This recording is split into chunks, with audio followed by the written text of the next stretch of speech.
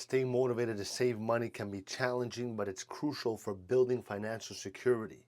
One of the best ways to stay motivated is by setting clear, achievable goals.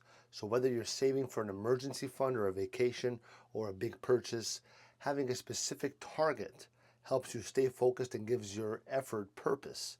So, break your larger goals into smaller, manageable steps so they feel less overwhelming and more attainable.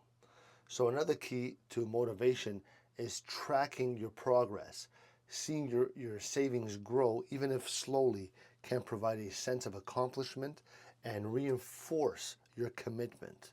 So, you might consider using an app or a simple spreadsheet to monitor how much you've saved each month, which will keep you on track. Visualizing your goals can help also, to keep your motivation high. So create a vision board or a goal chart that represents what you're saving for. This constant visual reminder can inspire you to stay disciplined with your spending.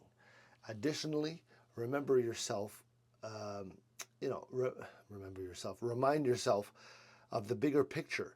Saving money isn't just about cutting back, it's about gaining financial freedom, reducing stress, and being prepared for unexpected events.